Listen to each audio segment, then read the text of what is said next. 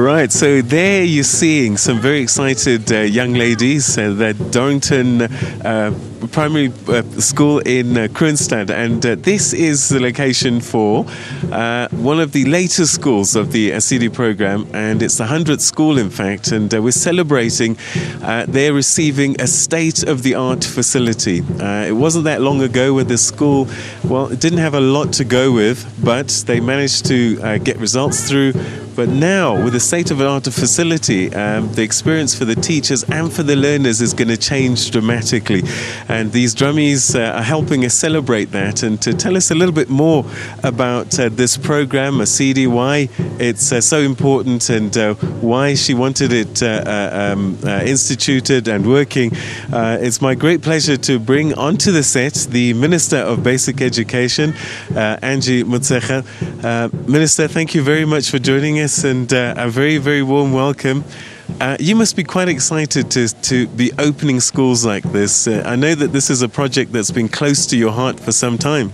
No, I'm very humbled, and we're very thankful to South Africans because it is their money, and indeed it is our humble way of building the necessary blocks for our country's development. So I'm very excited and, as I say, very grateful to have this opportunity. All right, so take us back to 2011, and I know that this is a project that's kind of been close to your heart, and you're driving it from the beginning. Why the need for it? You know, Cabinet, even before 2009, during President Tabo's time, there was this intention by government to replace all unsuitable structures. Those will be your asbestos schools, your mud schools, your zinc schools, and your plank schools.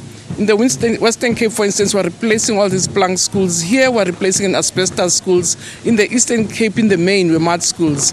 And those were really, if you know how those schools looked like, you'll feel that this was necessary for us as South Africans to do for our children.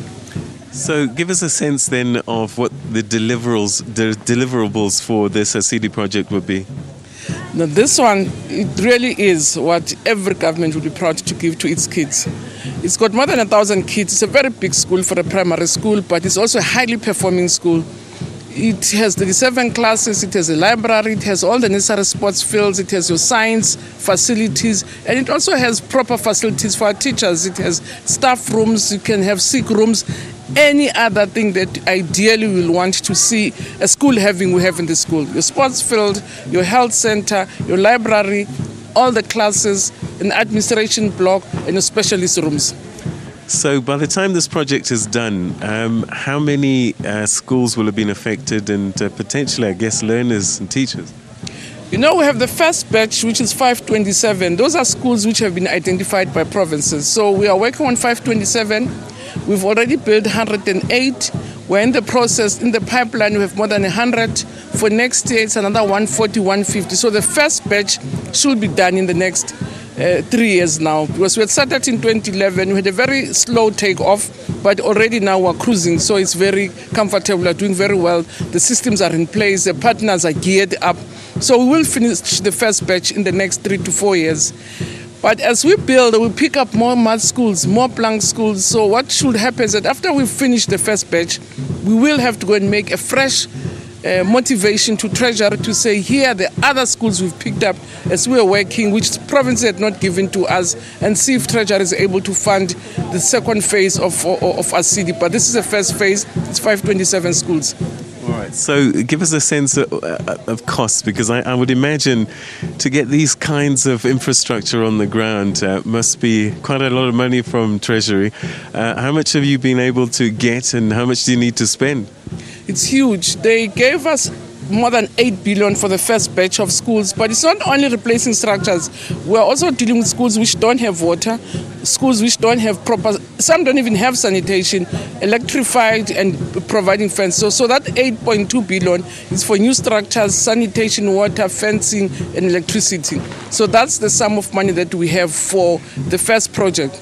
It's even sometimes much more expensive, because in this school we had to remove the asbestos schools, so we had to get companies that can handle asbestos, which increases our costs, but we're not complaining, because indeed we thought it was necessary for our children to receive that structure despite the high cost that it came with.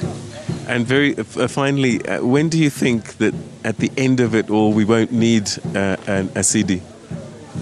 I don't think so. You know, if you look, what has been very sad with us, we've been able to work with our provinces to deal with new problems that we've identified, like your mud structures.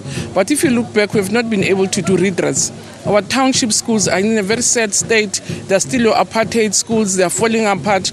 So my sense will be, after we've dealt with the emergency, with the urgent one, the emergencies, we should begin to look at our township schools are in a very sad state. So there should be an ASIDI 2 and ASIDI 3. I don't see it ending now because the backlog is huge. All right, Minister, thank you very much indeed. Congratulations on school number 100, and we wish you the very best with the rest of the project. No, thank you very much, and I'm very excited for the kids and the principal. Thank you very much, Peter, and thanks for coming with us. All right, okay, so that's the Minister of Basic Education, Angie Motsekga, sharing her excitement about project number 100, and many, many more schools. A lot more work still needs to be done, but it's been a great start so far. We're going to take a quick break, and when we come back, more from Dorrington Matsipe Primary School here in the Free State.